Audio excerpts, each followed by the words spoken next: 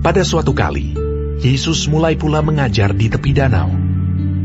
Maka datanglah orang banyak yang sangat besar jumlahnya mengerumuni dia, sehingga ia naik ke sebuah perahu yang sedang berlabuh, lalu duduk di situ. Sedangkan semua orang banyak itu di darat, di tepi danau itu. Dan ia mengajarkan banyak hal dalam perumpamaan kepada mereka. Dalam ajarannya itu, ia berkata kepada mereka, "Dengarlah, adalah seorang penabur keluar untuk menabur. Pada waktu ia menabur, sebagian benih itu jatuh di pinggir jalan.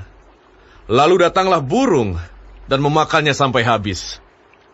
Sebagian jatuh di tanah yang berbatu-batu, yang tidak banyak tanahnya. Lalu benih itu pun segera tumbuh karena tanahnya tipis. Tetapi sesudah matahari terbit, layulah ia dan menjadi kering karena tidak berakar.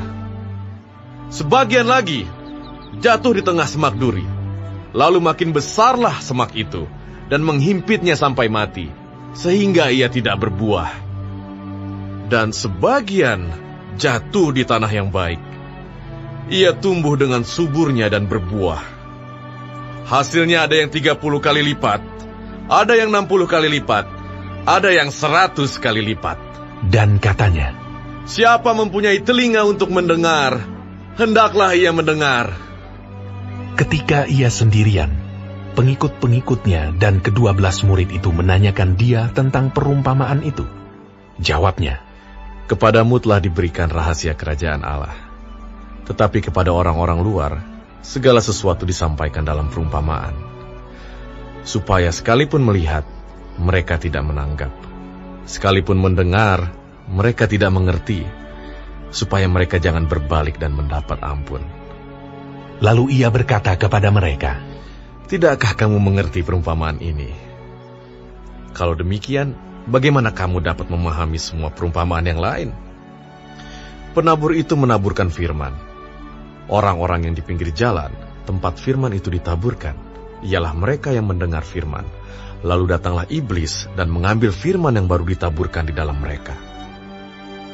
Demikian juga yang ditaburkan di tanah yang berbatu-batu. Ialah orang-orang yang mendengar firman itu dan segera menerimanya dengan gembira. Tetapi mereka tidak berakar dan tahan sebentar saja. Apabila kemudian datang penindasan atau penganiayaan karena firman itu, mereka segera murtad. Dan yang lain ialah yang ditaburkan di tengah semak duri. Itulah yang mendengar firman itu. Lalu kekhawatiran dunia ini dan tipu daya kekayaan dan keinginan-keinginan akan hal yang lain masuklah menghimpit firman itu sehingga tidak berbuah. Dan akhirnya yang ditaburkan di tanah yang baik ialah orang yang mendengar dan menyambut firman itu lalu berbuah. Ada yang 30 kali lipat, ada yang 60 kali lipat, dan ada yang 100 kali lipat. Lalu Yesus berkata kepada mereka, "Orang membawa pelita bukan supaya ditempatkan di bawah gantang atau di bawah tempat tidur, melainkan supaya ditaruh di atas kaki dian. Sebab tidak ada sesuatu yang tersembunyi yang tidak akan dinyatakan, dan tidak ada sesuatu yang rahasia yang tidak akan tersingkap. Barang siapa mempunyai telinga untuk mendengar, hendaklah ia mendengar." Lalu ia berkata lagi, "Camkanlah apa yang kamu dengar. Ukuran yang kamu pakai untuk mengukur akan diukurkan kepadamu, dan di samping itu akan ditambah lagi kepadamu. Karena siapa yang mempunyai, kepadanya akan diberi. Tetapi siapa yang tidak mempunyai, apapun juga yang ada padanya akan diambil daripadanya." Lalu kata Yesus, "Beginilah hal kerajaan Allah itu. Seumpama orang yang menaburkan benih di tanah. Lalu pada malam hari ia tidur dan pada siang hari ia bangun. Dan benih itu mengeluarkan tunas dan tunas itu makin tinggi. Bagaimana terjadinya tidak diketahui orang itu. Bumi dengan sendirinya mengeluarkan buah. Mula-mula tangkainya, lalu bulirnya, kemudian butir-butir yang penuh isinya dalam bulir itu.